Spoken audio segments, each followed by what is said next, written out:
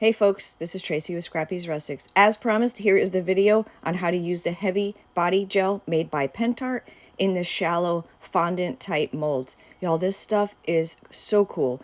If you don't have a squeegee of some sort like you use for mesh stencils, you can use any of these tools, a credit card, whatever you have to push the product down there. They're very shallow, so you don't need much. A credit card would totally work. Maybe even a butter knife that wasn't serrated, something like that. So I got a couple packages. Well, I got a package of a few on Amazon. They can be found on my affiliate link for Amazon. If you go to scrappysrustics.com, it's in the menu area under affiliates, and it will be found under molds and such. These are so cool. These are intended for cake decorating fondant. As you can see, I've been really using this heavy body gel. Y'all, you can tint it with mica powders, paints, to do 3D stencils or build your texture.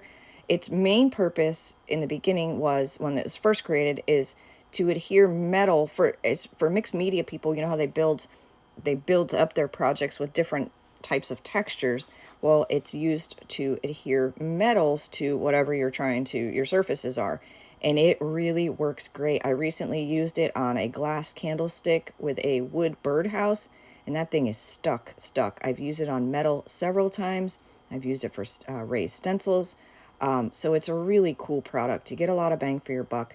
This one is the larger bottle because it's matte. It's the only size that they carry in the matte.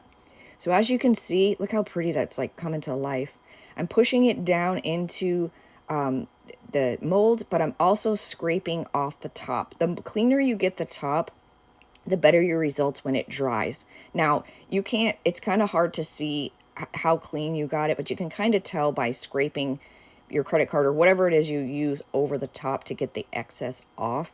If you don't get it, see how it's like white? You can see where it's transparent. See how much I'm getting off each time? I'm going every way, and I'm just scraping that off.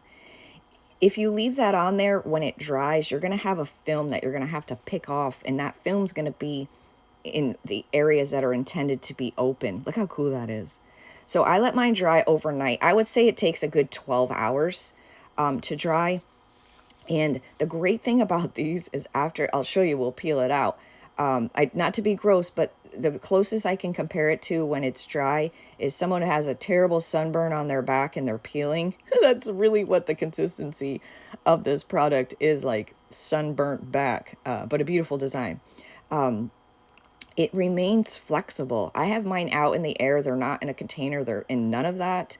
And they are still flexible to these days. They can be painted. There's another video where I painted it and it just comes alive. I used a dauber, sponge dabber, whatever you want to call it. And that was the easiest to use. And the one that I did, it really looks like lace and it's very thin. So it's great. And they stretch a little. So if you're doing it on something round, you have a little play. You have a little play with it. So I just do a couple here just to show you how to do this. So that's all I'm doing is I'm pushing it down into the mold, and I'm scraping, trying to get the top as clean as I can. Now, anything that's left over, you can just pick off. All right, so I'm showing you that I use the heavy body gel on these 4, and I don't peel all of them, but I just want to show you what it's like. So at first it takes a little bit to get it going, and here we go. As you can see, there's like the skin texture there. This stuff is so cool. Now there's a good side and a not so good side, just because of the way the mold is. But here we go. This is the one that looks like lace. Again, these can be found on Amazon. If you go to scrappysrustics.com, there's an affiliate section in the menu, and they can be found under molds. And you can also find them at Michael's, Hobby Lobby, anywhere in the baking area. Now you can see on your left-hand side, there's a little bit of extra that I didn't get off, but it just comes right off. You just got to pick it off. Or you could leave it. I mean, it depends. It depends. I'm going to show you here, I believe. Yeah, there you go. Oh, yeah. See that extra? It just comes right off. It's just really, really thin. And you can just throw it out.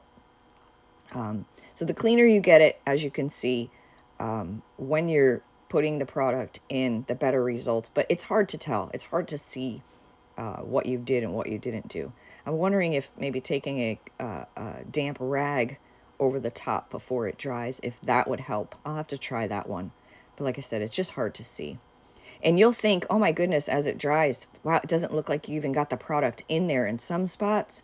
So you'll definitely second guess yourself. There you go. You can see the big right there. It was easier to pick it out when it was half in the mold because it gave me a little more, it held it a little stronger for me to pick it out as I was peeling it out. But yeah, you'll look at it and think, oh my goodness, I missed all those spots. But you didn't. You didn't.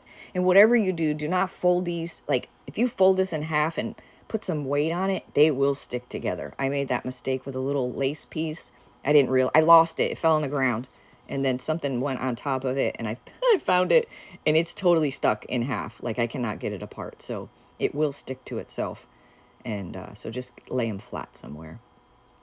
And I don't know how long they'll stay out like this. Like I said, mine have been out in the open air for weeks. Thank you so much for watching. I hope this inspires you, and be sure to follow.